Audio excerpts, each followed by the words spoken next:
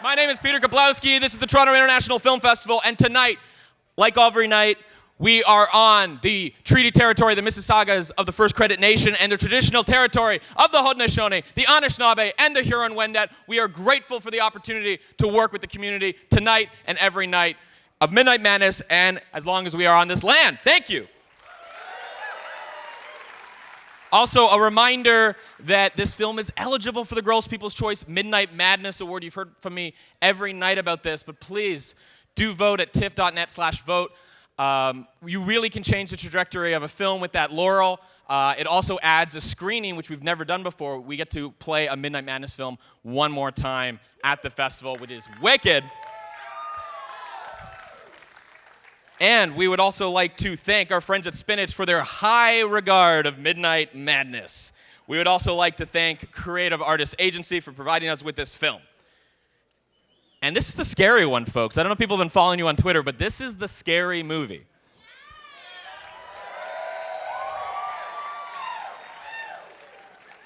One thing that organically came about while putting this program together, starting with Blood Quantum, concluding with Crazy World, which, guys, I've mentioned this on other nights, the creators of Crazy World, who have never been in a movie theater before, will be coming to the Ryerson on Saturday night. You are their first audience, a Western audience in a movie theater they've ever experienced.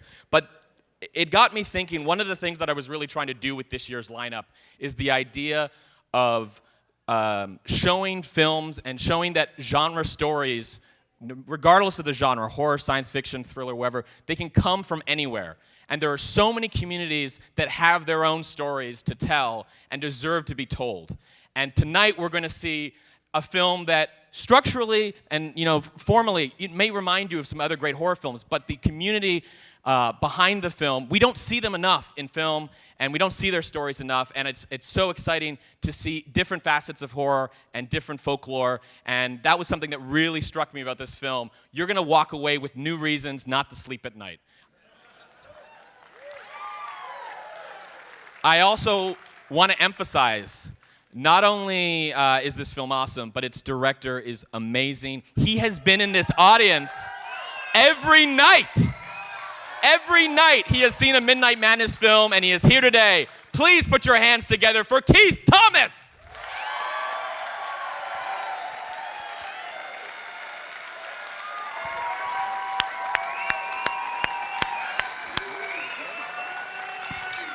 Hey, everyone.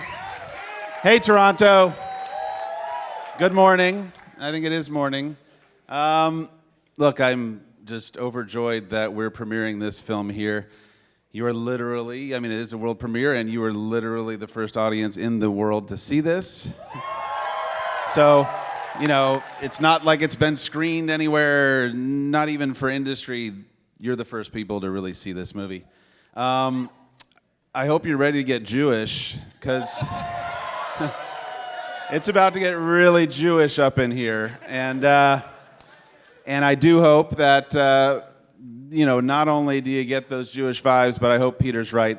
And if I can cause you any nightmares, I will be very, very pleased with that. So, enjoy the vigil. And Keith, you're not alone. Who's here with you? Yes. So we've got a lot of folks with us here today. We've got, let's see who's coming up first. We've got some producers. We've got Raphael Margolis and J.D. Lifshitz. Yes. As well as Adam Margolis. And jumping on stage like a monkey here is Dave Davis. Dave Davis, everyone. Malky Goldman. And we've got Menashe Lustig is in the house as well.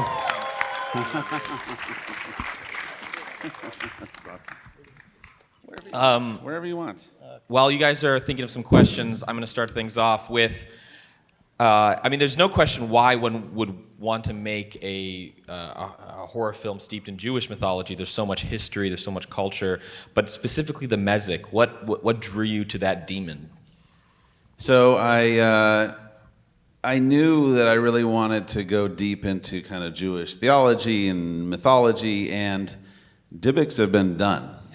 Like there's Dybbuk boxes and Dybbuks here and Dybbuks there, and there's a golem, and that's not so scary. So I had to kind of dig deep into Talmudic literature, and believe it or not, the mazik is real. It's a real thing. It's a demon that inhabits abandoned places. The mazik translates as destroyer. Unfortunately, it's not very well described, so I kind of had to envision what this thing would look like and how it would function. So what kind of inspired the look? Where did you draw from? You know, the most important thing for me for these scares and their effectiveness was to root them in the character. So Dave's character, Mr. Litvak's character, that's actually Ron Cohen, who was Lynn Cohen's husband in the film in real life. The key was, for rooting in the character, it was both of these people could not let go of terrible traumas in their past. So in thinking in that, I thought, well, this would be interesting if the demon somehow represents that in a very physical form with the head turned around backwards, always stuck facing the past, not able to move forward. Yeah, it's interesting because that's an image that you see in some Christian imagery as well, like Dante's Inferno and some depictions of hell. So, very, very compelling stuff. I would like to hear from the rest of the people in the production if they have any history or familiarity with the concept of the mazik in their own lives, or never. We believe that some people who are scared of this, like you have, like, how do you say,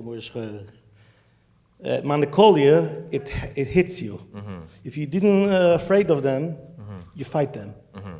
You have to fight it, yeah. When writing this, when commencing production, did you find this location, or did you have to fabricate it? Because it's a pretty scary apartment. No, we got very, very lucky. This is a real place. This is a real house, and like downstairs, upstairs, all of it. Our was executive producer's house. In fact, he had bought it. We got incredibly lucky, and we got it pre-rehab. That's the bottom line. We had to get it pre-rehab. And an older woman had passed away in the house, and we left it exactly as it was. Wow. And then moved in and proceeded to make it more Hasidic. We had a lot of great advisors, associate producers who are here tonight, in terms of like exactly where the mezuzahs would be, exactly the color of the walls, and then make that house into what it needed to be, but all real. I also want to just call out Liz Tunkel and Michael Uzerski, who both couldn't be here tonight, but Michael did the score that you all heard, which is fantastic. And Liz was the production designer who worked with the advisors to create the world that you guys just saw with Keith's vision, of course. Thank you. Do we have questions from the audience? I have a few more, but let's get this started. Right there. It's clear that Menashe and the writers have some exposure to traditional Judaism, but I'm curious about Keith and Dave. What exposure before making this film did you have to Orthodox Judaism? Just to clarify, he's the writer and director. Yeah. And so Dave and I both have very non-Jewish names, but we both are members of the tribe. And so, we each kind of had our own journeys into this. I became more familiar with Judaism. I grew up kind of culturally Jewish, but then started attending shul or synagogue later and later, and I actually went to a rabbinical school. I'm not a rabbi, but I went to a rabbinical school and I studied, and being a morbid person that I am, I did my dissertation there on monsters in Jewish literature and Jewish theology. So that's where it came from me. I want to add something. You could learn from everyone. I grew up Orthodox and everything. I never know what a mazik is. You teach me. I know the concept, but I didn't know the name is mazik. And I was arguing with him. Mazik, maybe Dibik. Said Dibik, something else. Oh, I didn't know. I also learned a lot during the filming of this project about myself as well. I could have easily have been a member of this community if my great-grandparents had a different mindset coming to the United States. And I learned through this project how close I am to this community, and as a result, I became a lot closer to my Jewish heritage. I was bar mitzvahed, but I would say I had more trouble learning my lines for my bar mitzvah than I did for this film. But I learned how great, I'm sorry, I just saw this for the first time, so I'm still sort of processing. Dave, you give an incredible performance in this film, and I have some questions about that, but please continue. He learned Yiddish for this movie. I think, as far as, do we have any personal experience with the mazik? I think we all have our demons, and every community has their demons, and some communities have more difficult demons to deal with than others. And this is a community that is beautiful and rich with culture, and struggles with problems and issues that many communities struggle with. And so learning about this community and becoming friends with so many wonderful people from this community, it gave me a new outlook and a new way to approach life and a new way to view myself and my past. So it was really an amazing experience for me. Just to add, a lot of the cast, obviously Menashe's in the community, but the majority of the cast, the folks at the opening scene who were in the Footsteps meeting, the majority, if not all of them, were at one point in the community. Malki, here at the end, was a member of the Hasidic community and has gone into the secular world through Footsteps, but we tried to keep it as authentic as possible in all the casting as well. And David was so willing to learn every single line to say it the right way, how we say it. Malki didn't just act in this movie, she also assisted with all of the Jewish art, she taught Dave the accent, she did so much more, and she has an associate producer credit also. Thank you. Do we have other questions? Yes, right there. Okay, first of all, I'm a horror movie bitch, and I haven't screamed out loud since like The Conjuring and Insidious. Thank you. I'm proud of her because I'm a loud house. My question was, who was the most difficult or scariest part to film either as an actor or like technical? Difficult or scariest part to shoot? It depends. Each piece had its own, difficult nature. I'd say the toenail scene was a lot of fun. I should call out our director of photography, Zach Cooperstein, who is somewhere here. There he is, standing up right there. Believe it or not, that's Zach's toe right there. It's very, very hard to peel a toenail off with your foot in some grout, and Zach has childish toes, and so he stepped in and he was able to do that. So that was fun. The whole rising up of under the sheet and sitting up and the blood thing, that was exciting. I was going to ask about that effect because I actually love how subtle the effect when Dave embraces the body for it to then, in one shot and fairly seamlessly, like sort of just crumble into a blanket. Yeah, and all practical. So. I think the majority of the movie is entirely practical effects. Yeah, the majority of it is. It's with that we you use the dolly kind of as a hydraulic. We built essentially another stretcher with the sheet on top, and then had a stunt actress underneath there, and the dolly lifted her up under the sheet, and then she sat up, and we had her rigged with blood that would then go off, and then Dave would hug her. And as he hugged her, the hydraulic went down, and so she disappeared out of the sheet. It's not as simple as he's making it sound. I just want to take a quick second. It sounds pretty right. It sounds like it went flawlessly. I just want to take a quick second to call out Zach Cooperstein, who shot the movie, which looks incredible, and he has a movie here called The Climb that also looks incredible. And Brett Bachman, who did Color Out of Space. Brett is here, our editor. 3 movies here. And Juan Campos, who did the sound. Other questions in the audience? Yes, right over there.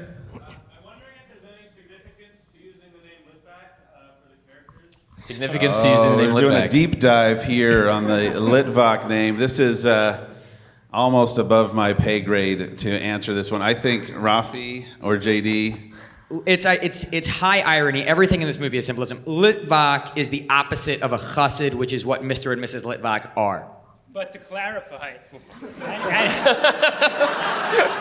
and in the Jewish community, in the Orthodox community, Litvak connotates something, but it was purely accidental. That the way you said it, I just like the name Litvak. No, but the way you said it, Litvak.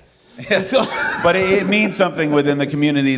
We could have avoided controversy by changing it, but it's perfect. There are different groups of the community. There's some that are more that are seen as more academic, and those are called the Litvaks. However, I just like the name Litvak, and so it didn't actually have any meaning until we started working on it. And we're like, wait. Well, Litvak means funny really good Lithuania, question. like Lithuania. We had so Lithuanian. many conversations and fights about that, and then everyone agreed that Litvak works. So we So we've got a Litvak here. Dave, I was so taken by your performance in this film, and there's this, the physicality of the sequence in which your bones are breaking. How did you prepare for that sequence? Well, the first night that I met Zach, actually, he and Keith were walking the house, and they were looking at the street outside the house where we filmed that. And so we began to look at how much space we had, and we sort of reverse engineered it in that Keith told me, well, by the time you get to this area of the sidewalk, you have to be completely crippled. And so we had been discussing the hand. It began with the hand. And then it was just, I spent a lot of time walking around and then just trying to figure out what would go next. And we designed the body parts to fall apart in a specific sequence. And I practiced that just sort of on my own. And that way we knew, we blocked it out such that when I hit certain marks, certain body parts would begin to fail. And that way when we turned the scene around and came backwards, I was able to have those body parts come back into use in reverse order. And that was a lot of fun because we shot that entire sequence completely out of order. So we shot the beginning of the scene first, and then we shot the end of the scene, and then we shot the second part and the second to last part, and then we had to do, so it was a lot to keep in there, but it was a lot of fun to do as well. And I will say it was incredibly cold that night. Like it was all that breath. It looks amazing, and Zach did a great job kind of capturing that. But it was freezing. Yeah, no Titanic breath. It was all Yeah, real. yeah. And No, Kate that was all says, real. do it again, do it again. Do it again. Do it again. Let's keep doing it. Other questions in the audience? Yes, right over there.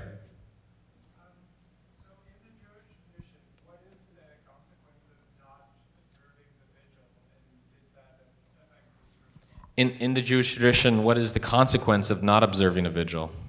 Yeah, so the vigil is an interesting and ancient tradition, essentially. The soul, when someone dies, they need to be buried quite quickly. The soul is kind of hovering just above the body there. And when it is in soil, the body can then ascend. The soul can ascend. And the vigil was seen as this way of protecting the soul as it's there in a kind of a very fragile and sensitive state. There are actually a lot of rules around how the shomer is supposed to do the vigil. It's not as though the house will burn down if the vigil is broken, but ideally it's something that the community is doing. It's seen more today, less than ancient times, seen more today as a very sort of natural part of mourning and a way for the community to come together and observe this ritual, which is seen as just as important ritual as birth, is kind of the leaving, and that the community's there helping somebody depart.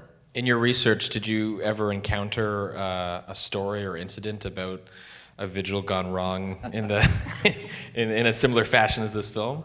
So the kind of genesis of this was when I was doing my graduate work, and I was in an Orthodox synagogue, and I had heard two older men behind me talking about a shomer who had left, and they didn't say why.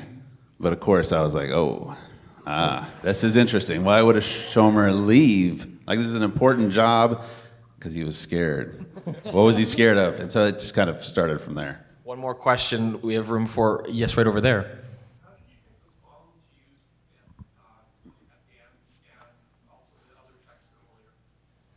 Yeah, so the question was about songs- the music choices in the film. Sorry, just to repeat. Yeah, no, the music choices. So the first song, the song that Dave listens to, I listened to, that's Trevor Something is the name of the musician, kind of a synthwave artist. And I was listening to it while I was writing the script.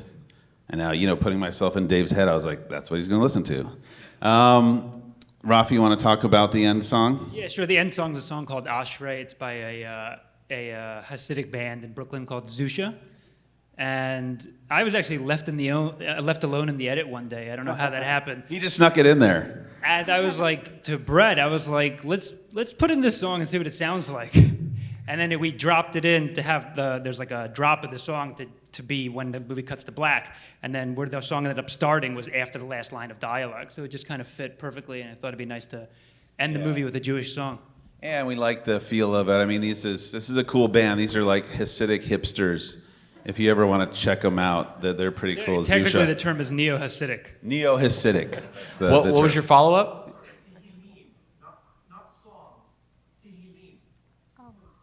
Oh, Psalm. Sorry. That's my fault. Here we are talking all about those songs. No, the Psalms. Right, these are the Psalms that are in the Tehillim, the book that he uses. These are the traditional shomer ones. So it's, I can't even remember exactly which numbers they are. 91. 91? Anyway, they're supposed to be repeated. And, ideally this is said throughout the vigil, and typically, there's changing of the guard and multiple people sit the vigil, but it is true that in the Hasidic community there are shomers who do this for a living. That was another interesting angle. Yeah, but this 91... Translate them. Oh. We decided just to translate the Yiddish. We wanted to keep the Hebrew untranslated. And, for me, huge fan of The Exorcist, I thought, they don't translate that Latin. I don't know what is going on. Yeah, but you could... So I thought it'd be interesting if the exorcism sort of scene and, when he's putting on, to fill in that it was, I thought everyone would just get it. They'll get what's happening here in terms of ritual, and you don't necessarily need to know exactly what he's saying. Yeah, but the chapter 91 is talking about, you could look it up in Psalm. It talks about putting away the down. Yeah. Look it up, 91. One more question right there.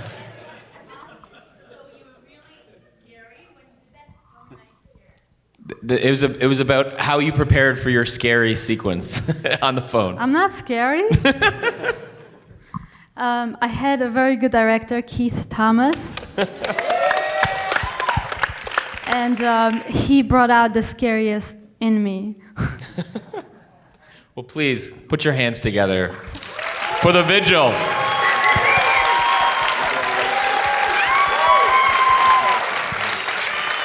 And remember to vote for the film, tiff.net/vote.